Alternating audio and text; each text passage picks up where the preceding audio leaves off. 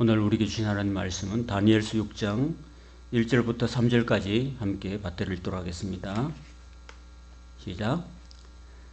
다리오가 자기의 뜻대로 고관 120명을 세워 전국을 통치하게 하고 또 그들 위에 총리 셋을 두었으니 다니엘이 그 중에 하나이라. 이는 고관들로 총리에게 자기 직무를 보고하게 하여 왕에게 손해가 없게 하려 함이었더라. 다니엘은 마음이 민첩하여 총리들과 고관들 위에 뛰어나므로 왕이 그를 세워 전국을 다스리게 하고자 한지라. 아멘. 오늘 다니엘서 6장에는요, 1장부터 6장까지가 역사입니다. 역사를 통해서 하나님께서 우리에게 주시는 교훈이 있고, 이어지는 7장부터 12장까지는 계시를 통해서 우리에게 가르치시는 교훈으로 담겨 있습니다. 참 신기하게도 딱딱 이렇게 분리되어 있어요. 이렇게 딱딱 절반씩 분리되어 있습니다. 자, 이 다니엘서 6장은 시대가 지난주에 5장에 보면은 벨사살 시대 때 신바벨론 제국이 이제 멸망하잖아요. 멸망하고 이제 메데 다리오 시대가 메데 페르시아 시대가 도래하고 있습니다. 사실 바벨론은 이 다니엘이 여호야김 왕 때 주전 666년에 왕족과 더불어서 이 포로 잡혀갔잖아요. 그런데 지난번 우리가 살펴봤듯이 다니엘서 5장 그 마지막 절에 보면 이 벨사살 왕이 죽임을 당하고 바벨론 시대가 끝납니다.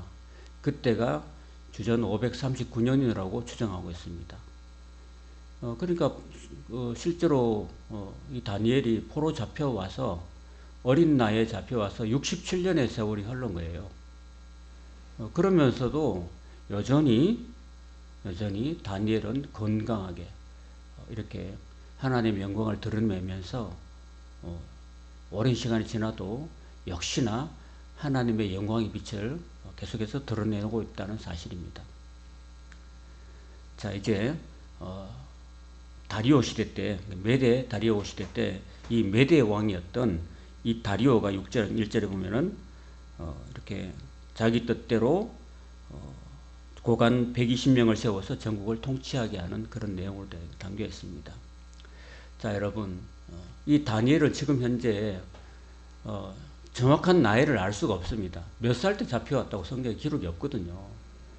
그런데 어쨌든 그 왕족들을 잡아왔는데 다니엘이 왕족으로 또는 귀족으로 보게 되는데, 제가 생각에는 만약에 10대 한 고등학생쯤 내가 잡혀왔다면은 현재 67년이 흘렀기 때문에 아마도 80대 한 중후반이 되지 않았을까 생각이 되고, 학자에 따라서 만약에 이 다니엘이 만약에 30대에 잡혀왔다면은 지금 90대 후반이 됐을 겁니다. 67년이 흘렀으니까, 그죠?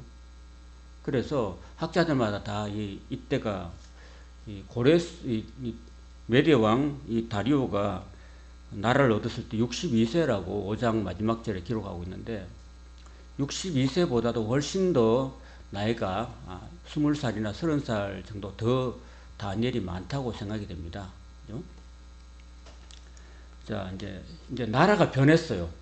바벨론이 무너지고, 나라가 무너지고, 새로운 메데 다리오 시대가, 페르시아 시대가 펼쳐졌다라는 것입니다.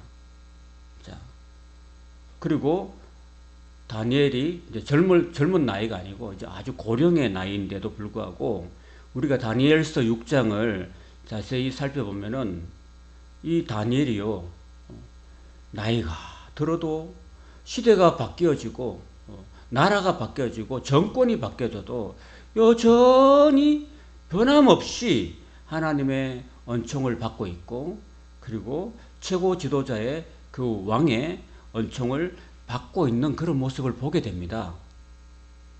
그리고 그 모든 어려움을 이기고 마지막 6장 마지막 절에 보면요, 28절에 보면 이 다니엘이 다리오 왕의 시대와 바사 사람 고레스 왕의 시대에 형통하였더라라고 말씀하고 있습니다. 여러분 너무 놀랍지 않습니까? 비록 포로되어서 남의 나라에 잡혀왔지만 그 식민지도 아니죠. 나라가 팔렸으니까 남의 나라에 잡혀왔음에도 불구하고 포로된 그런 신세에도 불구하고 그가 죽기까지 젊은 날부터 노년에 이르기까지 정말로 형통했다는 이 놀라운 일이 아닐 수 없잖아요. 그죠? 그러니까 우리가 하나님의 은혜를 입는 것은요, 우리의 외적인 환경이 아니라는 거예요. 내가 하나님의 사랑을 받고 어디로 가든지 누구로부터 사랑을 받는 존재가 된다는 것은 환경적인 문제가 아니라 도대체 이 다니엘이 오늘 제가 여러분들과 함께 살펴보고 싶은 주된 내용이 뭐냐면 어떻게 해서 사람이 나이가 들면은 꼬부랑 할아버지가 되고 꼬부랑 할머니가 되고 뭔가 좀 이게 다 이제 다 쓸모가 다한 폐차 직전에 있는 그런 차처럼 버림받고 뒷방 늙은이 취급당해도 불구하고 이 다니엘이 끝까지 형통하는 그런 은혜가 있었다라는 거예요. 여러분 놀랍지 않습니까? 저와 여러분들도 이 다니엘서 6장만 잘 살펴보면은 우리 인생이 나이가 들면 다 우리 인생은 내 인생은 끝났어. 내 인생은 이제 볼품이 없어. 라는 게 아니에요. 정말 내가 정말 80이 넘고 90이 넘고 100세가 되더라 할지라도 정말 이 시대가 지금 100세 시대 아닌가요? 그럼에도 불구하고 여전히 끝까지 그 나라가 바뀌고 정권이 바뀌고 모든 상황이 천지가 개벽한다 할지라도 끝까지 하나님의 형통의 은혜를 받고 있는 이 사실이 정말 놀랍다라는 것입니다, 여러분. 그래서 우리는 어떻게 이 다니엘이 그렇게 형통한 삶을 살았는가라는 것을 오늘 하나님께서 6장을 통해서 우리에게 주시는 그 메시지 안에서 우리가 발견한다면은 이 성경 말씀은 아주 보편적인 말씀이거든요. 동서고금을 물론하고 이 성경의 말씀은 보편적인 진리가 담겼기 때문에 이 다니엘이 우리보다도 지금 현재 2600년 전의 사람이지만 오늘 2600년 후를 살아가고는 오늘 저와 여러분의 삶 가운데서도 여전히 하나님의 이 진리의 말씀은 적용되는 줄로 믿습니다. 그렇기 때문에 우리가 이 말씀을 잘 묵상하고 오늘 우리가 이 다니엘처럼 산다면은 오늘 우리의 삶에도 동일한 은혜가 임할 줄로 믿습니다. 할렐루야. 저는 그렇게 말씀 묵상하면서 4가지 정도를 생각해 봤어요. 한번 따라서 첫 번째, 성령 충만. 성령 충만했다는 겁니다, 여러분. 여러분, 성령은 이사야서에 있는 말씀처럼 성령은 지혜와 총명의 신이다. 지혜와 총명의 신이라고 그랬습니다. 그러니까 이 다니엘이 항상 하나님의 성령으로, 그때 당시에 성령이란 구약에 보면 성령이라는 용어가 없지만은 하나님의 영들이라고 말했습니다. 하나님의 영. 하나님의 영, 신들의 영이라고 말하는데 신들의 영이 충만했다는 것은 곧 하나님의 영, 성령을 홀리 스피리트라는 성령을 말씀하고 계십니다. 그러니까 성령은 지혜와 여호와를 경외하는 신이기 때문에 그 성령이 항상 충만하고 성령과 동행하고 늘 성령 안에 거하는 사람은 늘 어디로 가든지 간에 뛰어나다는 겁니다. 뛰어나요. 항상 뛰어난 존재가 있는 겁니다. 어디로 가도 다른 사람하고 똑같은 시간 내에 똑같이 3년을 똑같은 환경에서 공부했더라 할지라도 하나님의 성령으로 충만하니까 다른 모든 바벨론 왕족보다 하나님께서 지혜와 학식을 10배나 더 주셨다라는 그런 다니엘서 1장의 내용을 우리가 볼 수 있잖아요. 그죠? 그럼 보면은 우리 자녀들에게 너 열심히 해라, 공부 열심히 해라 막 닥달하기보다는 자녀를 위해서 기도해주고 자녀의 마음속에 하나님의 성령이 늘 함께 하시고 그렇게 한다면은 이 자녀가요 얼마나 제한된 시간 속에 집중적으로 공부해가지고 다른 사람보다 뛰어난 그런 총명과 학식이 있을 수 있다라는 사실이에요. 그래서 여러분 그 옛날에 그런 얘기 있잖아요. 다니엘 학습법이라고 유명한 저자 있잖아요. 그죠? 다니엘 학습 들어봤어요? 다니엘 학습법 유명하잖아요. 그러니까 이 다니엘 학습법이 딴 게 아니에요. 그냥 우리 아이가 어릴 때부터 말씀과 성령으로 충만하면은 이 아이가요 똑똑해진다는 겁니다. 다른 사람보다 10배나 더 똑똑하니까 얼마나 더 짧은 시간에 같은 기간에 공부를 해도 고등학교 1학년, 2학년, 3학년 똑같이 공부해도 얼마나 성령께서 그 아이에게 집중력을 주시고 지혜를 주시고 총명을 주시고 그래가지고 정말 뛰어날 수 있는 거예요. 뛰어나는 거예요. 그래서 이 어디로디가 뛰어나니까 항상 뛰어나니까 이렇게 인정을 받는 거예요. 그죠? 왕으로부터. 그렇잖아요. 그래서 지금 이제 시대가 바뀌었어요. 바벨론 시대가 끝났어요. 그리고 새로운 메데 페르시아 시대가 등장하는 겁니다. 그래서 메데 페르시아 시대에 고레스 왕의 외삼촌이었던 이 다리우스가 이제 초기에 이제 메데 왕이 됐습니다. 메데 왕이 해주고 바벨론을 다스리게 됐는데, 여러분 사실 정권이 바뀌면은 그 이전에 있던 모든 신하들을 다 숙청하잖아요. 맞죠? 고려에서 조선으로 넘어올 때 고려의 그 공민왕을 따랐던 모든 신하들을 다 숙청하잖아요. 그죠? 그래서 그 고려의 왕족들, 모든 왕족들, 이런 사람들을 전부 다 숙청해버리고 그 정도전을 중심으로 해서 새로운 신진 세력들이 등장하잖아요. 이성계를 중심으로. 그죠? 새롭게 등장을 탁 등장하는데 그 와중에서 살아남은 거예요. 이 다니엘이. 그리고 얼마나 이 귀한 존재이기 때문에, 정말 값지고 귀한, 좀 똑똑하고 총명이 뛰어났기 때문에 그는 살아남을 수 있었다는 겁니다, 여러분. 그 왕이 90 다 된 이런 그냥 뒷방 늙은이에 불과한 이 다니엘을 죽이지 않고 버리지 않고 그걸 가장 귀히 여겼다는 겁니다. 그래서 그 내용이 오늘 2장에 2절에 나옵니다. 3절에 보면 다니엘은 마음이 민첩하여서 총리들과 고관들 위에 뛰어났다는 겁니다, 여러분. 그러니까 너무 이 다니엘이 너무나 지혜와 총명이 너무나 뛰어나니까 버릴 수가 없는 거예요. 그죠? 버릴 수 없기 때문에 이 다니엘을 세워서 전국을 총리하게 했다라는 거예요, 여러분. 그것만 봐도 여러분, 보통 나이가 한 90 넘어가면은 그냥 완전히 기억력도 감퇴하고 완전히 그 까마귀가 되지 않나요? 그냥 오늘 금방 이런 것도 다 까먹어버리는 그런 상태 아닌가요? 그런데 이 다니엘은 그렇지 않았다는 거예요. 참 나이가 들어도 여전히 지혜와 총명이 뛰어나고 마음이 민첩했기 때문에 참 그래요. 이 다니엘이요, 이 치매를 앓지 않았던 것 같아요. 그죠? 보통 나이 80, 90 넘어가 옛날에는 빨리 죽었거든, 사람들이요. 그런데 이 사람은 지금 좀 제 생각으로도 만약에 10대 후반에 잡혀가도 지금 67년이 지나면 80대 후반인데 그렇게 마음이 민첩하고 모든 총리들과 고관들 위에 뛰어날 수 있었을까요, 여러분? 과연 그랬을까요? 젊은 사람들 많은데 참 놀랍지 않습니까? 그죠? 그러니까 이 사람이 늘 성령으로 충만하고 늘 성령과 동행했기 때문에 나이가 들어도 모든 사람들보다 뛰어났기 때문에 그는 끝까지 인정을 받고 쓰임을 받고 사랑을 받을 수 있었다라는 거예요, 여러분. 그리고 나중에 이 뒤에 넘어가면요, 그가 다니엘이 끝까지 사랑받을 수 있던 이유가 있는데, 그는요 늘 삶 속에서 하나님을 드러냈어요. 그래서 이 왕 다리우스 왕이요, 그 밑에 신하들이 그 고관들과 총리 2명이 다니엘을 막 시기해가지고 사자굴에 집어넣잖아요.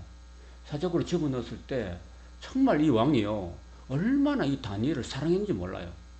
사랑해가지고요 그렇게 다니엘을 굴에 집어넣어놓고는요, 보통 같으면 이제는 죽을 때가 됐지 하고 생도 났을 건데, 이 사람이 왕이 돼가지고요, 자기가 의인의 조서를 찍었는데 결국은 자기가 그 악한 신하들에 쏘가 넘어간 거예요. 그래서 넘어가가지고 결국은 자기가 가장 아끼는 그 다니엘이 사자굴에 던져지니까, 그리고 돌로 탁 닫아버리니까 그건 사자 밥이 되는 거잖아요. 근데 그래가지고 그 사자굴에 집어넣고는 이 사람이 정말 막 애를 써요. 마음을 쓰고 애를 써요. 다니엘을 구하려고 막 애를 쓰는 거예요. 그 집어넣은 저녁 때쯤 돼가지고 하는데도 막 자기가 비록 조서의 의인을 찍었지만은 그래도 온갖 법률사 자문가들 다 불러가지고 어떻게 하면 이거를 다니엘을 끈집을 수 있을까 막 궁리를 하고 노력을 했다는 거예요, 여러분. 그걸 보면 얼마나 이 왕이 다니엘을 사랑했는지 알 수 있잖아요, 그죠? 내가 만약에 우리의 가족 중에 누가 내 사랑하는 사람들이 어려움에 처했다면요, 그 말 정말 사랑하면은 막 건져내려고 애를 쓰잖아요, 그죠? 맞죠? 내 사랑하는 가족이 어려움에 처해봐. 그러면요, 다른 사람들은 다 발장 찌고 강 건너 불경해도 내 사랑하는 사람이, 내 사랑하는 자녀가, 내 사랑하는 부모님이 어려움에 처하면 발벗고 나서는 거 아니겠어요? 알아보고, 여기 알아보고, 법률사에 전화해보고, 공단에 전화해보고, 막 전화해보고, 알아보고 하잖아요. 이 다리오 왕이 그렇게 했다는 거예요, 여러분. 그 얼마나 그렇게 사랑했으면 그렇게 했을까요? 그리고 식음을 전폐했답니다. 식음을. 그리고 앞에 흐르는 모든 기약이나 이런 것들을 다 금했어요. 잠을 못 잤어요. 이 사람이 모든 음식을 끊고 그리고 오락을 끊고 밤새도록 잠을 안 잤어요. 이 사람이. 여러분 그런 적 있습니까, 여러분? 여러분은 한번 여러분 금식하고 철화해 본 적 있습니까? 괴로운 일이 있을 때 그렇게 하잖아요, 그죠? 저도 언젠가 저 기억이 흐릿한데 저는 대구의 주암산 기도원에 주로 자주 다녔거든요. 고등부 때부터 해가지고 제가 열심히 특심했었어요, 고등부 때. 그래가지고 제가 고3인데도 불구하고 고3은 뭘 해야 돼요? 대학 학력고사를 준비해야 되잖아. 그런데 제가 열심히 너무 특심해가지고 날마다 새벽 기도를 갔다는 거예요.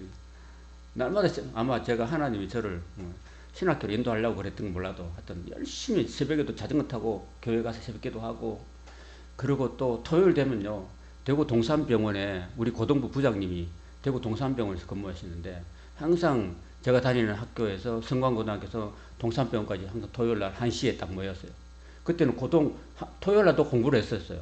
1시에 딱 모여가지고 그 고등부 임원들이 2학년이었어. 내 밑에 동생들이었어. 그래 동생들하고 같이 133번 버스를 타고 대구 주암산 기도원으로 갔어요. 가가지고 밑에 내려가지고 또 산을 올라갔어요. 산을 한 30분 동안 올라가요. 그러면 산만댕이다 거기 기도원이 있었어. 그 기도원에 가가지고 그 바위 밑에 가가지고 우리 고등부 임원들이 가가지고 막 기도했어요. 쫙 하고 막 기도했어요. 막 기도. 우리 고등부 임원들이 대여섯 17명 모여가지고 부장님하고 막 손잡고 기도하고 막 그럴 때는 뭐 지금 보면 웃기는 일인데 그때는 입신이라고 했어요. 입신. 아세요, 권사님? 입신. 막 하다가 어떤 애들은 막 입신을 해버리더라고요. 막 입신 하는데 막 잠도 들어버리대. 그런 일도 있고 막 그러더라고요. 그래서 막 그렇게 했는데 제가 그 기억이 있어가지고 제가 대학교 들어가가지고 괴로운 일이 마음에 심적인 개인적으로 괴로운 일이 있었어요. 그래서 그때가 겨울이었어요. 그 겨울이니까 제가 얼마나 마음이 괴로운지 몰라요. 그래서 제가 산기도로 간 거예요. 산기도로 처음으로. 그래서 이제 마지막 그 버스를 타고 그 얇은 점퍼 하나 입고 그 산기도 아무도 없는 그 예배당 본당에 들어갔는데 와 밤을 지새는데 죽겠더라고요. 그 산에서 그 에워싸는 그 잠을 못 자고 너무 막 뼛속까지 그 추위가 에워싸는데 막 죽겠더라고요. 지금 죽겠어. 그 밤을 지샜어. 근데 저 바깥에 보면요. 그 다른 교회 청년부에서 와가지고 방 안에서 막 따뜻한 방 안에서 막 할렐루야 막 찬송하는데 그거 들어가고 싶더라고. 거기 들어가서 저 좀 살려달라고 죽겠어요 했는데 거기 못 들어가겠더라고. 못 들어가고 저 밤새도록 그 성당에서 막 그 본 성전에서 막 주의를 떠면서 밤을 지샜어요.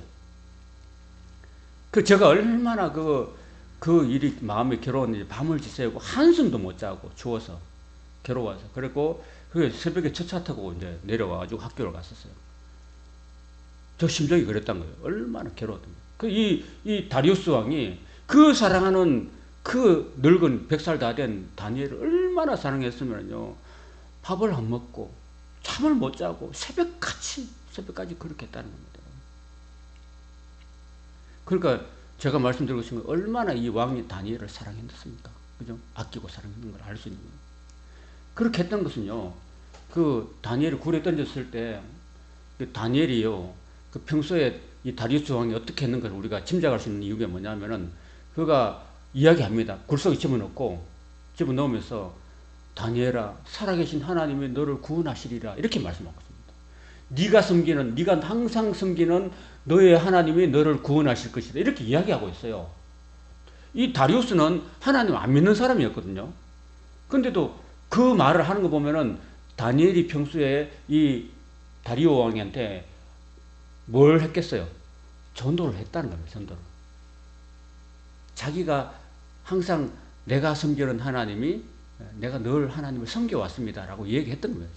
섬겨와서 하나님 날 이렇게 인도하시고 이렇게 지금까지 지켜주시고 보호해 주셨습니다. 나를 그 불 가운데도 지켜주시고 정말 지금 내 일생 모든 것들이 다 하나님이 날 지켜주셨습니다. 그래서 내가 그 하나님을 섬기고 있습니다. 라고 전도했던 겁니다. 그러면서 이제 그렇게 왕이 그렇게 고백하고 있습니다. 그리고 새벽에 잠도 안 자고 일어나 새벽에 찾아갔습니다. 굴 속에 들어가지고 막 슬픈 목소리로 아이고 다니엘아, 네가 항상 섬기는 너의 하나님이 너를 온전히 구원해 주셨느냐라고 이렇게 막 이렇게 슬피 부르짖고 있습니다.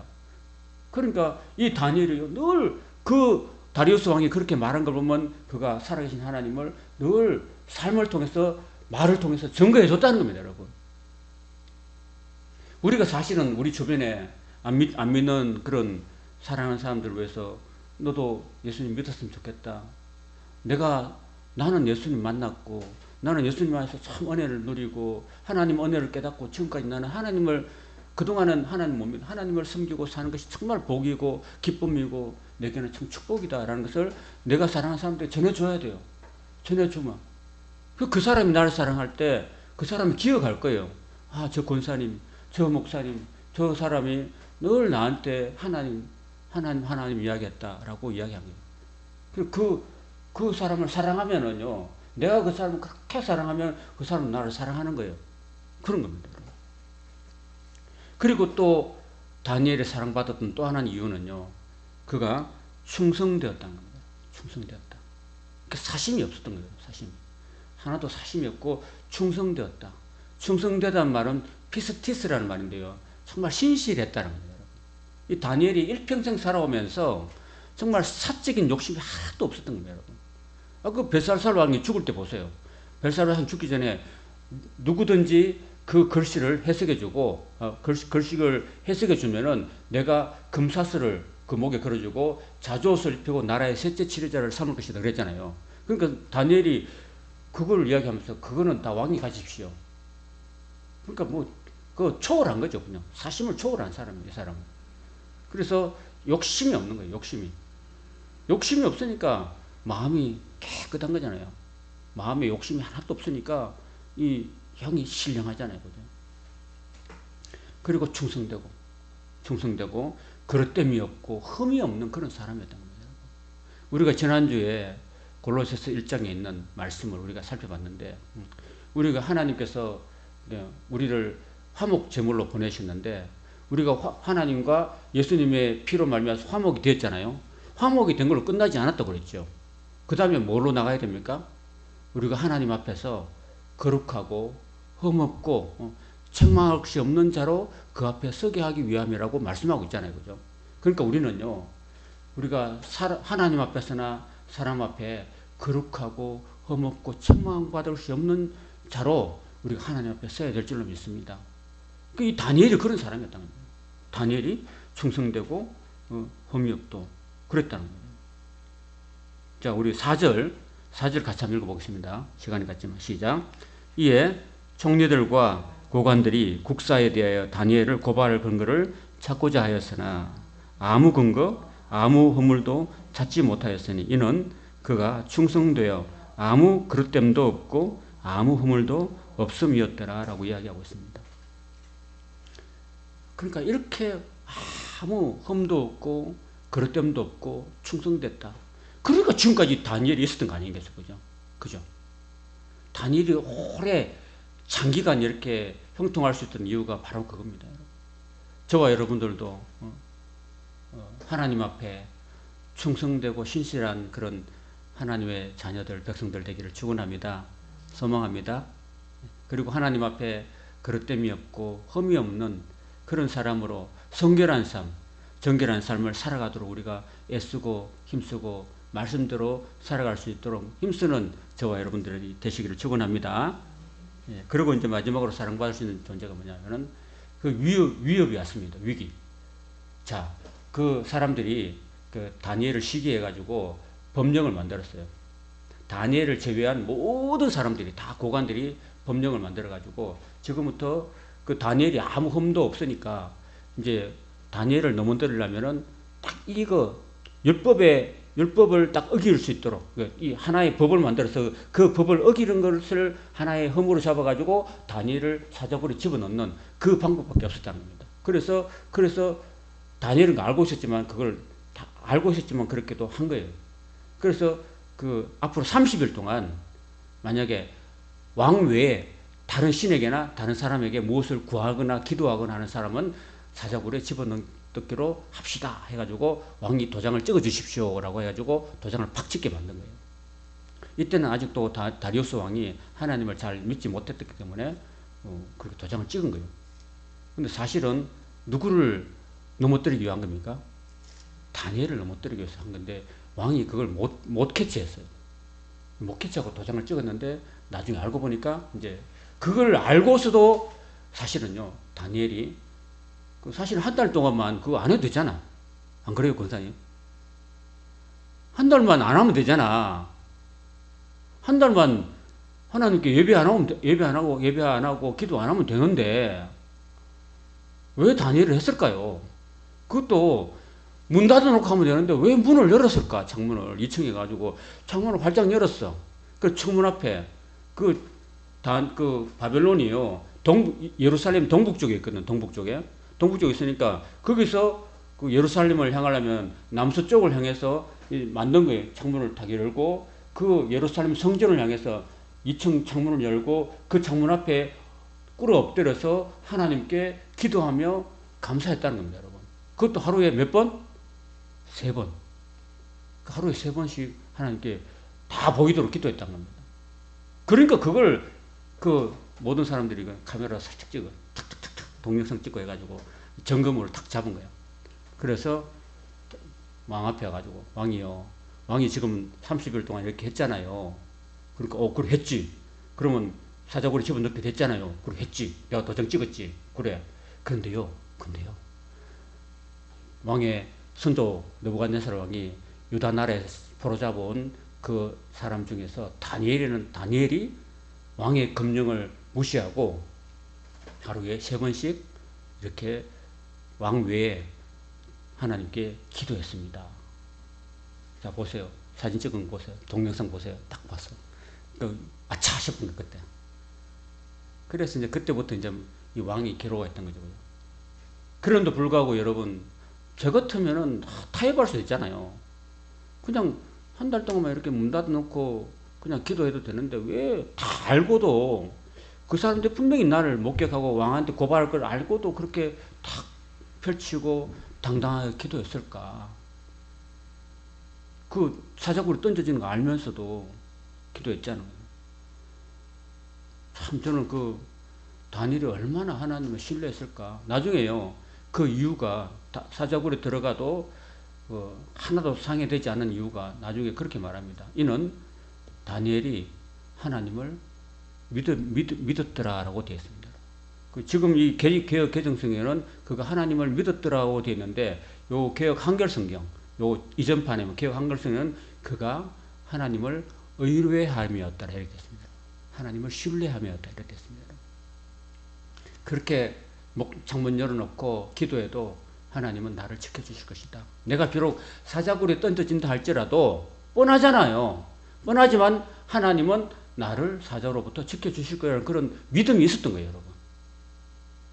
놀랍지 않습니까?